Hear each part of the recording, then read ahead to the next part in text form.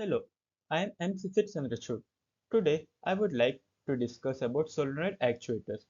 Before jumping into the main topic, I would like to give you an overview of what I will discuss in the presentation.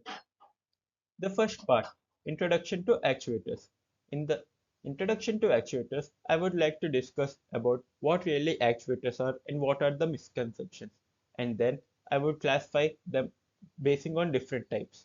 And then I would jump into the main topic, solenoid actuators, and discuss its working principle and pros and cons and what are the applications. So let's start the presentation. Actuator. What is an actuator? Actuators are any device or element that produce a motion by converting a form of energy into mechanical energy.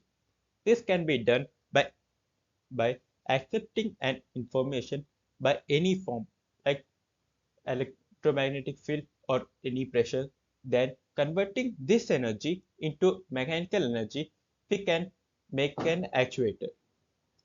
So what we directly think is that actuator is an output transducer, but it's quite not true in a general case, because consider this case in which there is only one actuator and it is producing an output. So in this case, the above statement is true. But if we consider a servo motor, like the servo motor whole is an actuator, but in that there are many subsystems. One wheel actuates another wheel.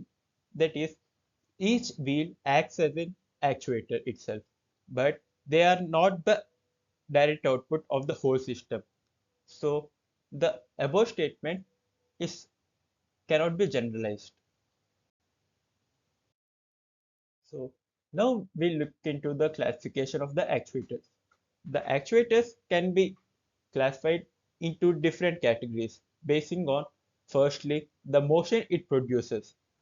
If an actuator produces a translation motion, that is, it gives a linear displacement or just linear force, then they can be termed as linear actuators or translation actuators. But if they produce torque or give a rotational motion to the body connected to it, then it can be termed as rotational actuators or rotary actuators. And the next classification comes on the basis of the energy that is being converted into mechanical energy. So there are basically three three types of actuators basing on this.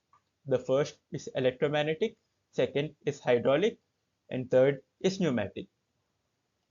We'll mainly focus on electromagnetic actuators as our topic is a part of electromagnetic actuator.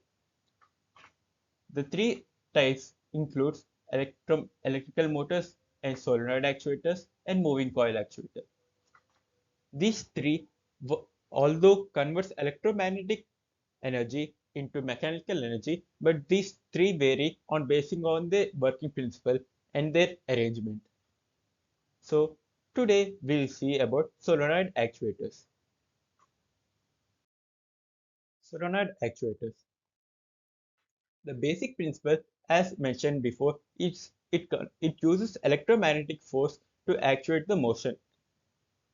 But how does it produce motion? We'll see in this slide and the next further slides. Here, as we can see, there is a plunger. It is made up of a magnetic material. Like when magnetic fields pass through it, they align the and it produces the motion. As we can see, it is surrounded by a coil. So when current passes through it, there is a magnetic field created through it, along it. In this figure, we can see that when the spring-like structure is the coil, and that is also known as solenoid. So when current passes through this solenoid, there is a magnetic field that is generated along this line. The direction of the magnetic field depends upon the polarity in which uh, the solenoid is connected. So when there is a when the switch is off or there is no current flowing, the uh, the magnetic domains in the magnetic materials are arranged in a random order. But as soon as there is a current in it, there is a the magnetic domains in the magnetic material align in this way,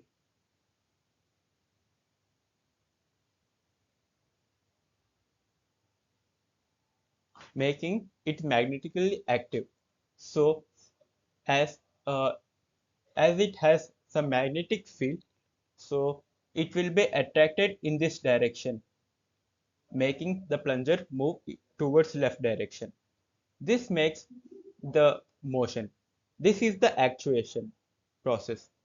And now this is the one step. So how long does the plunger move? It depends upon the spring that is attached to it. So there is a spring attached to a wall and the plunger. When the magnetic material moves in left direction, there is an opposite force by the spring due to its elastic nature. The spring forces the magnetic material to stop. So when there is no current when there is no current, this spring pushes the magnetic material towards right, making it returning to the same position as earlier. In this way, the plunger can move left and right direction. This is the basic working and the basic principle behind solenoid actuators. Now we'll see the pros and cons. Firstly, we see the advantages. In advantages, we can see that as the magnet as the magnetic field is induced in the solenoid, there is a high force and impulse along along the direction of the magnetic field of the magnetic material. And then as there is only power consumption in the solenoid, so there is very less power consumption and the response time is very fast. By using different methods, we can remotely use it. So it's a very good advantage. And see cheap replacement parts and low and high temperature usage. This means that it can be operated in a various temperature ranges. So it's a actually very good advantage in different parts of the world. And now we'll see the disadvantages. As even if there is a small voltage difference along the ends of the uh, solenoid, there will be a magnetic field. This induces a magnetic field or magnetization in the magnetic material and it produces some motion. So this will be a disadvantage. And as we are using a magnetic material, there will be hysteresis loss in it. And and similarly, there is a partial closure. That is, if the spring may be elastic or but its elastic nature won't be for the whole lifetime and it will be depending upon the operation. So there will be no perfect left motion and right motion in it. This is the disadvantages of this.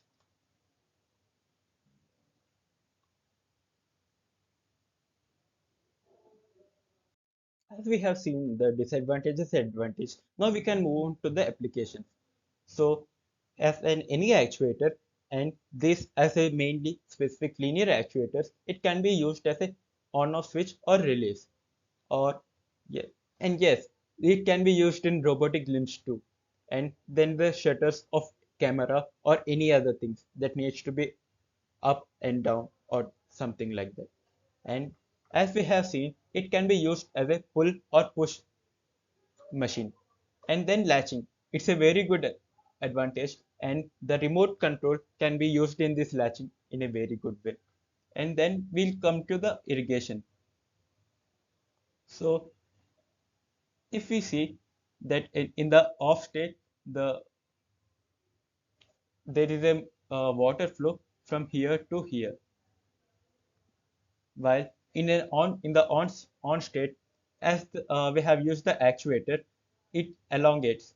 So there will be a stoppage of the water flow, and we can use this as an irrigation, and it's a very good method as it is power consumption is very low.